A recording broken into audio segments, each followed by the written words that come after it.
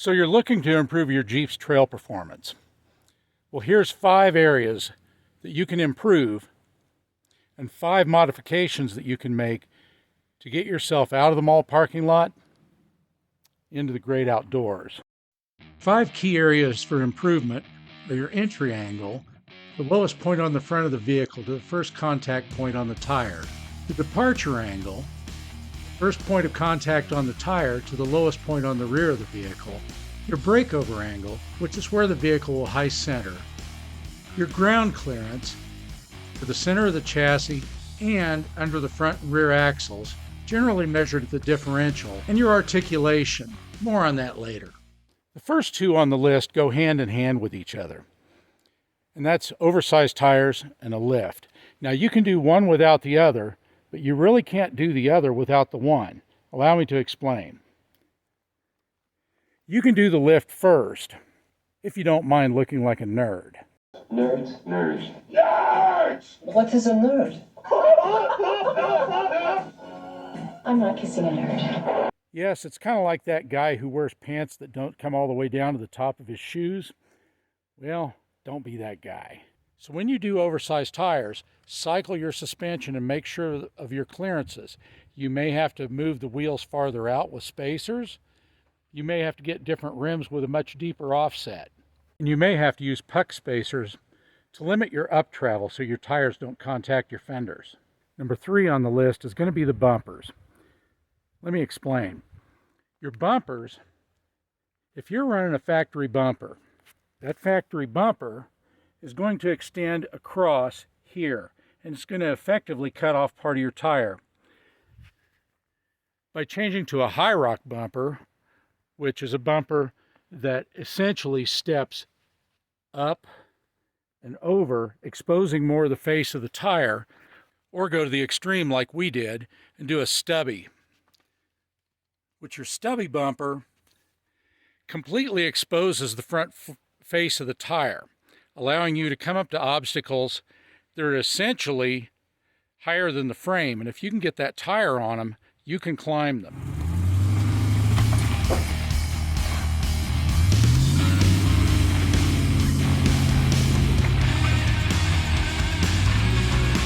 Okay, turn your wheel. Driver, passenger.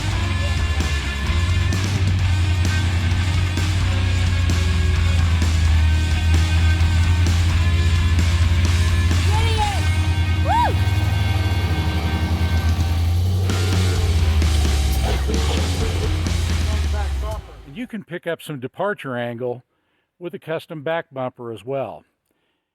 And if they don't have something you like, you can do like we did. And you can manufacture your own.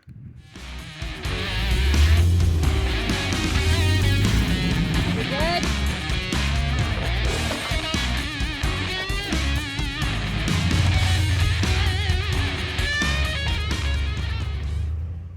Number 4 on the list, the sway bar disconnects.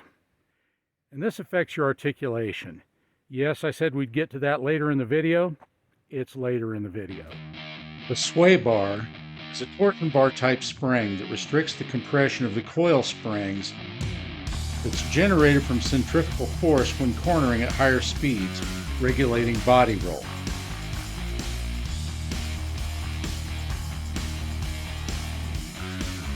However, it also restricts the coil springs from operating through their full range of motion, causing a loss of tire contact on extreme uneven terrain. Disconnecting that sway bar will give you flexibility results something like this. Now, you don't have to get real fancy or real extreme with your disconnects. They make disconnects that are as simple as just cotter pins that you pull, slide them off, secure them up to the sway bar. But if you're going to go with oversized tires and you're running a TJ, you're probably going to want to eliminate the factory sway bar and go with something that gives you a little bit more clearance so you don't have to space the wheels out quite so far. We elected to go with the TerraFlex single rate sway bar disconnect.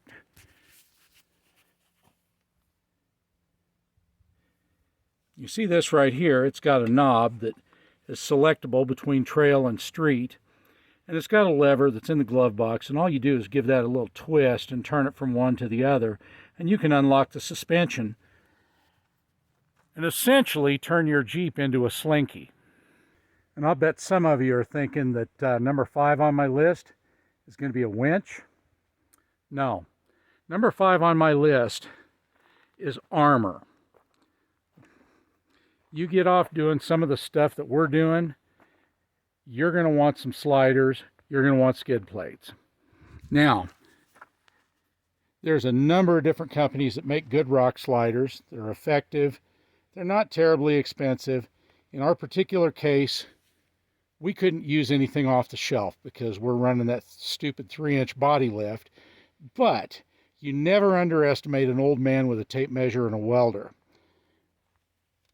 because we just fabricated ourselves up some that, well, they provide some stone protection for our mirrors, a tread plate that you can get in and out of the Jeep, and they attach to the frame, so you can slide this thing around rocks, actually using the sliders as a pivot point.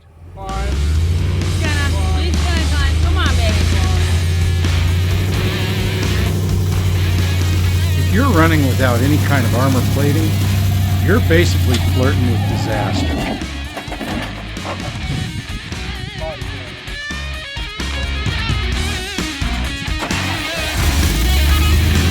Try to come off of it.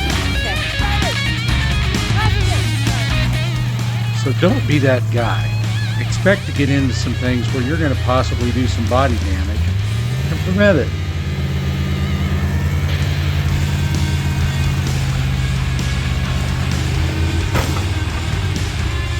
And that's why we got rock slides. You're good. You're okay.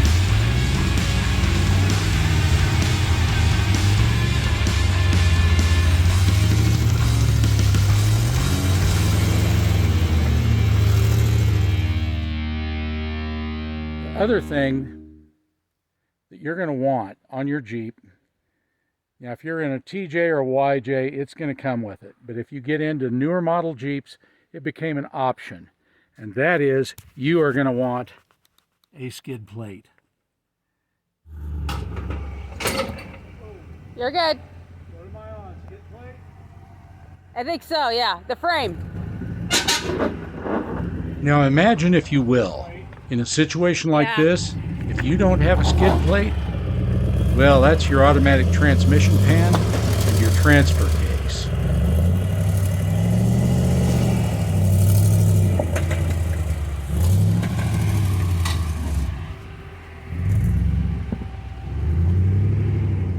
Yes, protect your underneath side. Protect your U-joints, protect your steering, because you get out on the trail, you're going to want to keep that stuff intact. That's your key to getting home. Hope you found some value in this video. So please like, share, and subscribe, and help us grow the channel so we can keep bringing you content. And hey man, Jeep, just explore every path.